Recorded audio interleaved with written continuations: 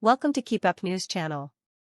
Donald Trump wins the 2024 U.S. presidential election in a stunning victory over Kamala Harris.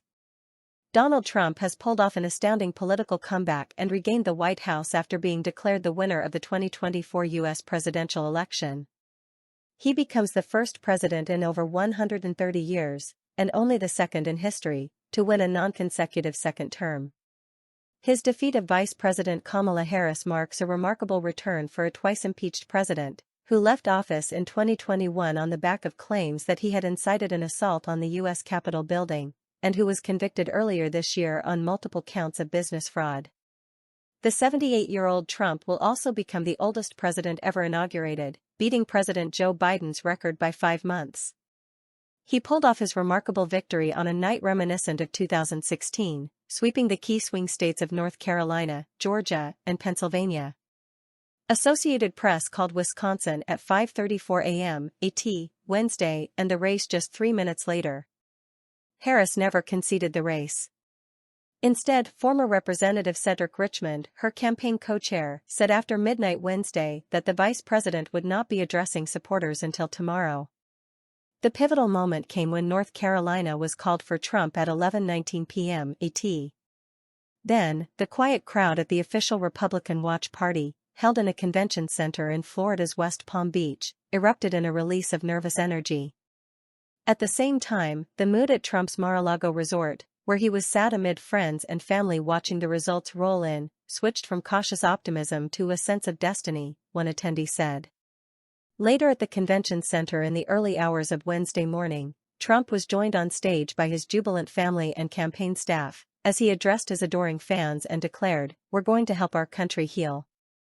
"This was, I believe, the greatest political movement of all time," he said. "This is a magnificent victory for the American people that will allow us to make America great again." Certainly, Trump's resounding win brings an end to a tumultuous 2024 campaign, punctuated with Biden's dramatic withdrawal from the race in July, as well as 2 shocking attempts on Trump's life. But his inflammatory rhetoric and propensity for personal attacks means he will now lead a divided country that shows little sign of healing. After announcing he would run again back in November 2022, Trump comfortably saw off other Republican hopefuls, including Florida Governor Ron DeSantis and former Governor of South Carolina Nikki Haley, to secure the party nomination in March this year. Entering the summer, he held a comfortable polling lead over President Biden, 81, whose record on the economy and immigration, as well as the obvious problem of his advancing age, were proving disastrous among voters.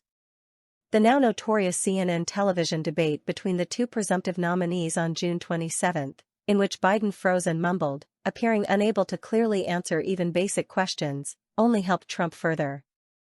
On July 13, while addressing crowds at rally in Butler, Pennsylvania, the bullet of would-be assassin Thomas Matthew Crooks ripped through Trump's right ear. After being swarmed by Secret Service agents, Trump rose to his feet, his shoes missing and his face bloodied, pumping his fist in the air and shouting, "Fight! Fight! Fight!" Just days later, he received a hero's welcome in Milwaukee, Wisconsin, at the Republican National Convention. MAGA fans donned mock bandages on their ears in solidarity with the former president and, in a stirring speech on the final night, Trump told a packed-out convention center that he would be a president for all of America. But, just 3 days later, everything changed. Holed up in Camp David with his family, Biden posted a bombshell letter on X announcing that he was withdrawing from the 2024 race. "I believe it is in the best interest of my party and the country for me to stand down and to focus solely on fulfilling my duties as president for the remainder of my term," he wrote, before endorsing Kamala Harris as his replacement on the Democratic ticket within the hour. Harris swiftly corralled support, raking in more than $100 million in donor cash in 24 hours. As she formally accepted the party nomination at the Democratic National Convention in Chicago the following month, a star-studded event featuring the likes of Oprah, Eva Longoria, and Kerry Washington, she was polling comfortably ahead of Trump. Harris then trounced Trump in the first and last TV debate between the pair on September 10. His wild accusation that Haitian migrants were eating the dogs, eating the cats of American citizens, was an instant internet meme. In fact, such was Harris's surging popularity that a second attempt to assassinate Trump, on his West Palm Beach golf course just days later, barely moved the needle. Fresh pain came for the Trump campaign as his running mate, and now the vice president-elect, Ohio Senator J.D. Vance, was hit by a string of disinterred comments in which he attacked female Democrats. In the most damning, from a 2021 interview, he called Harris, and other women who don't have children of their own, childless cat ladies who are miserable at their own lives. Indeed, a gender divide swiftly became a key feature of the 2024 race. Trump's role in helping to reverse Roe v. Wade in 2022, removing the constitutional right to an abortion and returning the decision on related laws to the states, has proven particularly unpopular with female voters. The final ABC/Ipsos poll, published this Sunday, had Harris with an 11-point advantage among women. In the end, however, it seems abortion wasn't the silver bullet issue Harris had hoped for. In Florida, Governor DeSantis's controversial 6-week abortion ban was also on the ballot. But, despite having won every other pro-abortion ballot measure since Roe was overturned, Democrats failed for the first time on Tuesday, falling short of the 60% of votes needed to overturn the Florida ban. Trump, meanwhile, has made substantial inroads with male voters this year.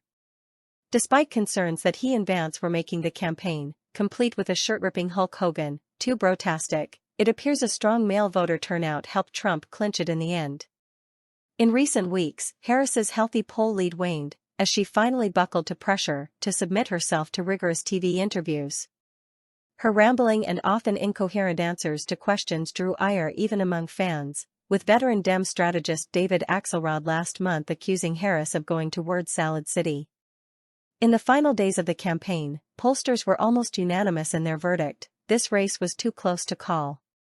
Some Trump-friendly analysts, however, pointed to the fact he is consistently underpolled, and that a dead heat suggested he had the advantage.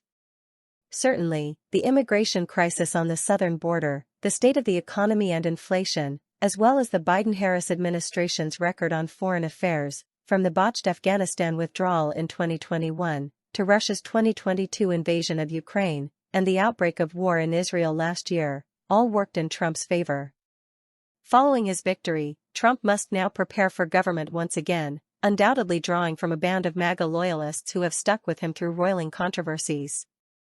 In 2016, he brought in officials from the Republican National Committee as well as from the armed forces who were seen as moderating influences. This time around, he controls the RNC with his daughter-in-law, Lara Trump, at the helm. Meanwhile, military officers who served in his first administration, such as his chief of staff, General John Kelly, have warned Trump is not fit for office. Trump's opponents fear his new administration will be packed with extremists who will empower the president to do as he pleases. On day one in 2017, Trump immediately signed an executive order banning travel from 7 mostly Muslim countries. This time, he has promised to fire the special counsel who is prosecuting him on election interference charges, free some inmates convicted of January 6 offenses, and begin large-scale deportations of illegal immigrants. Despite the ignominy of those January 6 riots and his false stolen vote claims after Biden narrowly defeated him in 2020, the American public have softened their opinion on his first term over the last 4 years, choosing instead to remember the strong economy and secure borders that he oversaw. Boldly launching his campaign on the back of unexpectedly disappointing 2022 midterm results for Republicans, it was Trump's sheer force of personality that ultimately saw him grip the party's grassroots and surge back to unshakable public prominence. Tim Murtaugh, Team Trump's communications chief, told the Daily Mail that the key moment came in closing hours of the race, when Trump donned an apron and manned the fry station at a McDonald's in Pennsylvania last month. It wasn't necessarily the act of making French fries or running the drive-thru window, he said. It was when he made his approach in the motorcade down the street in Bucks County, PA. There were 10,000 people lining the street, 10 deep on both sides, and that was not a crowd that we built. The McDonald's stunt was meant to be unadvertised, but a local paper got hold of the details and published a story, bringing out a spontaneous crowd. In the end, an equally spontaneous and sizable voter turnout, both in early ballots and on election day itself, buoyed Trump to victory and kick-started a second term that no doubt will be as dramatic and consequential as the first. Source: dailymail.co.uk. Please like, share and subscribe. Thank you for watching.